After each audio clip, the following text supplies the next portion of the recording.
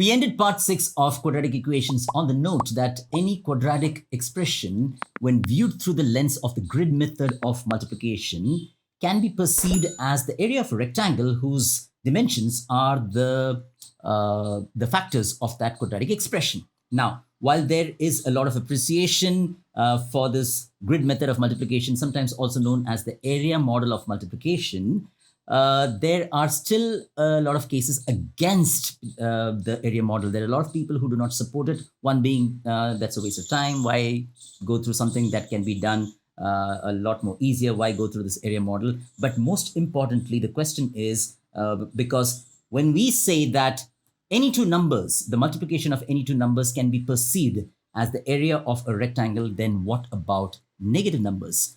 Because you can't have the length or the width of a rectangle with a negative number. Let's address that today.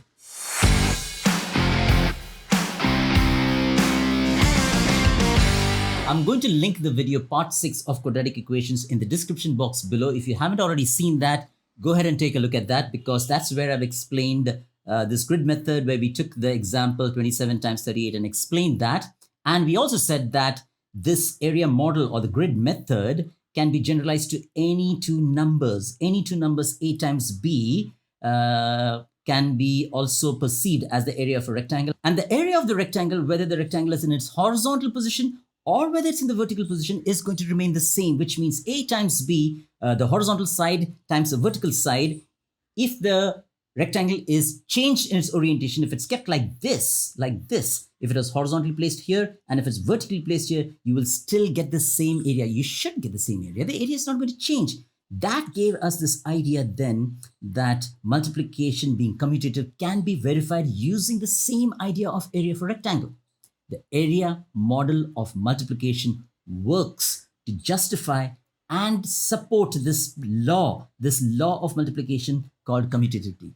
Now, what is multiplication in its basic sense? If you have those two numbers, 2 times 3, what does that actually mean? Well, that actually means that we are trying to add groups, 2 groups of 3.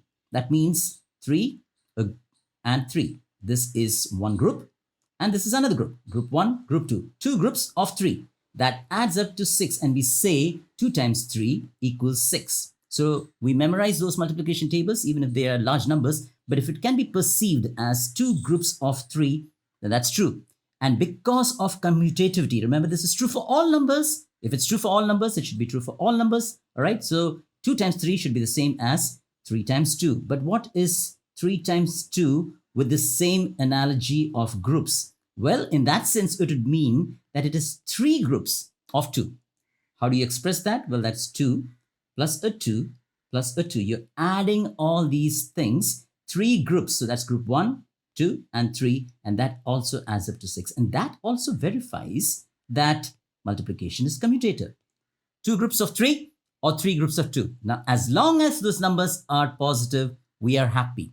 The problem arises when we have negative numbers, and it should not be a problem. I don't see why it should be a problem, because negative numbers are actually representing something. You see, when there is a deficit, a loss, we wanted to represent the idea of a loss, and therefore we added that negative sign in front of that number. Whenever there is something to do with direction, from a certain position, 2 units on this side of that position is denoted as plus 2. Whereas 2 units on the left-hand side or the other side of that same position, relative to that position, is denoted as negative 2. So that negative sign is just denoting something. And if we were to say, well, we can talk about groups of numbers, then 3 times a negative 2 would just be 3 groups of negative 2, right? So that idea can then be said, okay, that's group 1, group 2, and a group 3. So when you add up all these 3 groups of negative 2,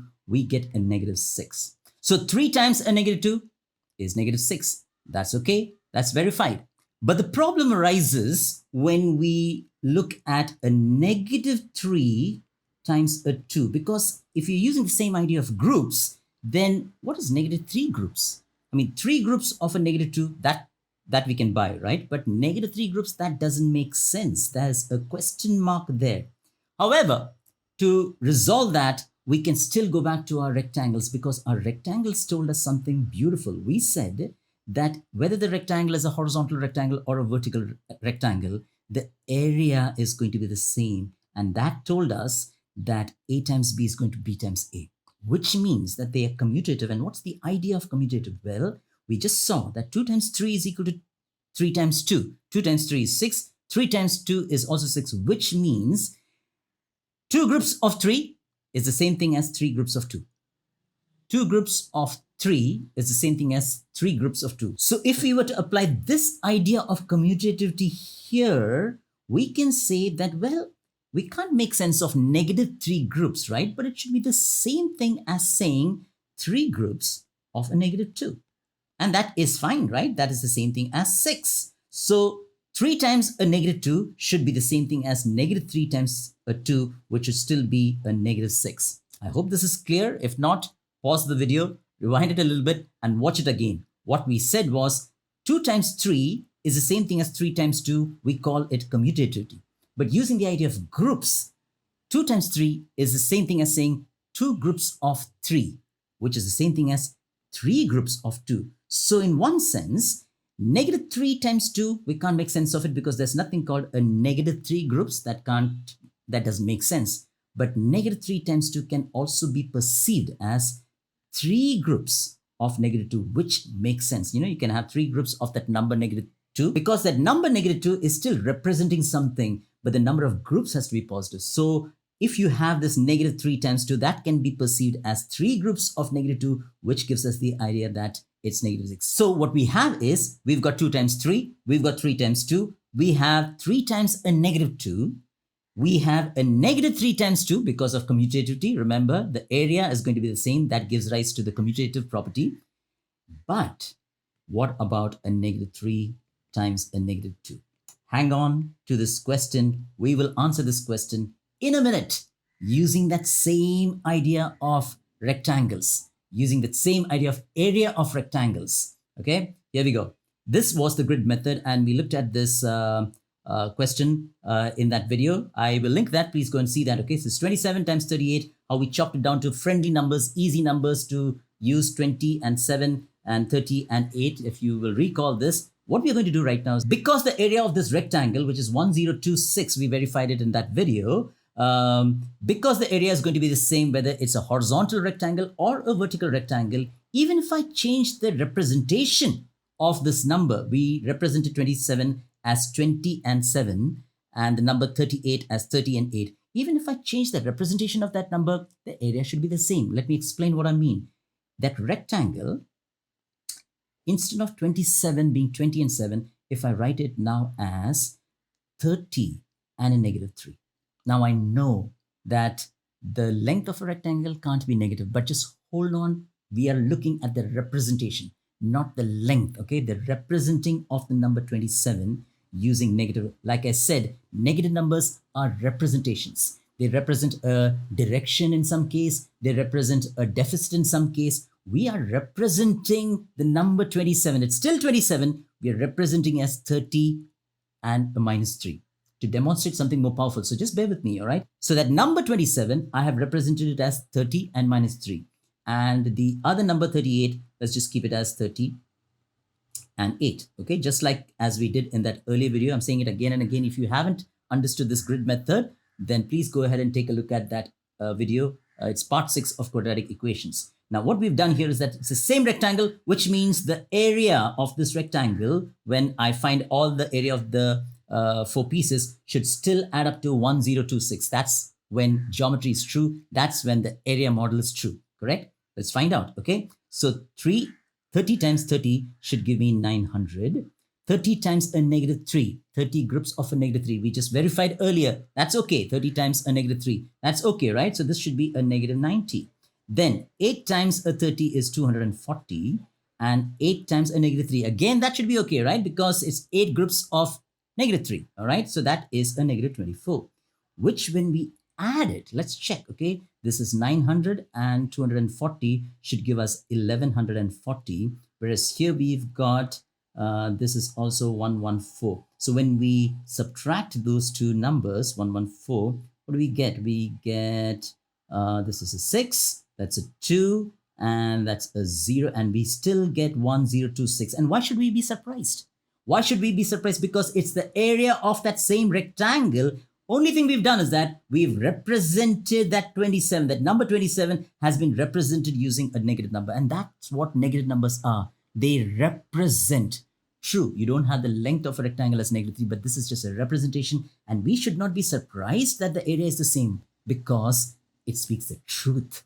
Because there is truth in it, the area still works out to be the same. Now that means that if I have another rectangle, okay, with the same area 1026, and this time instead of splitting, we'll keep 27 the same way as we'd seen before. 27 was split as 20 and 7. This time let's try and split 30 with a negative number, 38 with a negative number, pardon me. So 38 with a negative number would be something like 40 and a -2, correct? And if the area model is true, if there's truth to this area model of multiplication, then even the area of this rectangle, even though we've represented, remember it's just a representation, if we've represented the number 38 as 40 and -2. So 40 times a 20 will be 800. 40 times a 7 is 280. And here we have -2 times 20. Remember we said that's commutative. That's where we borrow that property and say, well, -2 groups of 20 is not possible, but we can perceive it as 2 groups of a -20, and that is true. And that is a -40 here, okay? -2 times 7, again, we can perceive it as 2 groups of 7, that 2 groups of -7, pardon me, and that should be a -14. So this is going to be, if we add it up, let's check this again. So 800 and 280 is 1080. And -40 and -14 is -54, okay? And that, when we work it out, is going to give me 6, and that's 7, that's 21026 again. We should not be surprised because there is truth in this area model of multiplication. Now let's push our luck, all right? And say, okay, if this is true, if the area is going to be consistent. Remember, whether the area was a horizontal rectangle or whether it's a vertical rectangle, whether we expressed it with positive numbers 27, 38, or we broke it with 30 and -3, 30 and 8, or 20 and 7 and 40 and -2, the area remains the same, which means that if I am going to push my luck and say that now let's keep it 40 and a -2. Remember, we want 38 here, and 27 if you write it as 30 and -3. All we've done is that we've represented, remember this is a representation, we've represented the number 27, it's still 27, we've represented it using a negative number. And that's okay, negative numbers are used to represent. We've represented the number 38 at 40 and -2. That's okay because negative numbers are used to represent. Which means then that this area should still be 1026. If the area of the rectangle, whether it is horizontally laid, whether it's a vertically laid, or whether it's represented using different combinations, the area should still be 1026. Can you guys see this? All right, now let's work out this multiplication. This is positive and positive. That's all right. This is 1200. This is 40 times a -3. Well, that's 40 groups of a negative number. That's all right. That should be a -120. Now, -2 times 30. Well, using commutative property, we can say that is the same thing as 2 groups of a -30, and that should still be fine. The problem, the mystery is here. So let's leave it like a mystery, and let's just call it a question mark. We'll put a question mark. But no matter what that question mark is, what do we know? We know that the sum of all those individual rectangles must be 1026 because it's a rectangle and the area is going to be the same. That's the beauty of the area model, isn't it? Now let's add it up, okay? So 1200 minus 120 minus 60 plus that question mark. We don't know what that question mark is, should be equal to 1026, correct? So what does that mean? 1200 minus 180 plus a question mark. We don't know what that is, should be 1026. 1200 minus 180 should be 1020. plus some question mark, we don't know what that is, should be equal to 1026. Well, what do you add to 1020 to give you 1026? It has to be 6, right? 1020 plus a 6, only that number, a positive 6 can give you 1026, which means that this question mark, that mystery must be a positive 6, which means here, no matter what that question mark is, it must be a 6. And what did you just say? We just said that a negative 2 times a negative 3 using the grid method, using this area model. And that means a negative times another negative number is a positive number. How did we come to this conclusion? Well, because the area model of multiplication works. There's truth to it. The area of a rectangle, whether we took positive numbers to split or to chop down that values of 27 and 38, we would get the same answer because area is the same. Whether the length of one side of a rectangle is represented using a negative number, even then the area works out to be the same because there is truth to the area model. And in the same way, when we represented the length and the width of a rectangle using negative numbers, only to represent, okay? That doesn't mean that the length of the rectangle is negative, only to represent. We then deduced that if the area of the rectangle has to be consistent, and it has to be consistent, why should the area of a rectangle change just because its position has changed or because it's represented differently? It's still a correct representation. And that forces us to conclude that the product of any two negative numbers must be positive. Now, I know that some of you might find this controversial, but this is what I love about mathematics. We should not just be told that, well, a negative times a negative number is positive because I said so, or because the textbook said so. We should allow mathematics to give us methods which we can reason, and methods that even elementary school mathematics, elementary school students should be able to understand and say, all right, that makes sense because the area of the rectangle should be consistent. So if you have any comments or criticisms about this method, please do mention that in the comments below. My name is John Paul Raj, and my mission in life, you know what that is.